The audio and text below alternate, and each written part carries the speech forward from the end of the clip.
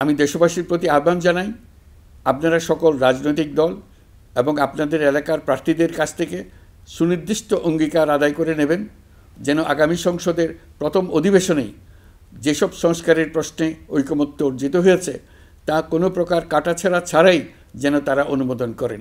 আপনারা ওয়াদা আদায় করে নেবেন যে তারা বাংলাদেশের স্বাধীনতা, সার্বভৌমত্ব, আঞ্চলিক অখণ্ডতা এবং জাতীয় মর্যাদার প্রশ্নে কখনো কোনো প্রকার আপোষ করবেন না এবং দেশের বাইরের কোনো শক্তির কাছে দেশের স্বার্থ বিকিয়ে দেবেন না। আপনারা তাদের কাছে সুনির্দিষ্ট প্রতিশ্রুতি আদায় করে নেবেন এই মর্মে যে তারা কখনোই কোনো অবস্থাতেই আপনাদের গণতান্ত্রিক অধিকার ও মানবিক মর্যাদার ক্ষুণ্ণ করবেন না।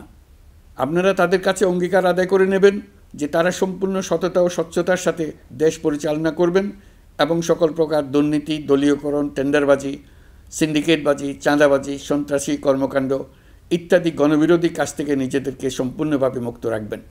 আমি আপনাদের আবারও স্মরণ করিয়ে দিতে চাই যে এবারের নির্বাচন শুধু শান্তিপূর্ণ নির্বাচন করার বিষয় নয়, এটা ছাত্র জনতার অভ্যুত্থানের আকাঙ্ক্ষা নতুন বাংলাদেশ গড়ার নির্বাচন। এই নির্বাচনে পরিচিত দলগুলিই থাকবে, তাদের পরিচিত মার্কাগুলিই থাকবে, কিন্তু ভোটারকে বের করে আনতে হবে যে এই মার্কার পেছনে আপনার কাছে ভোট প্রার্থীরা কে কতটুকু নতুন বাংলাদেশ গড়ার জন্য প্রস্তুত, কে কতটা প্রতিজ্ঞাবদ্ধ।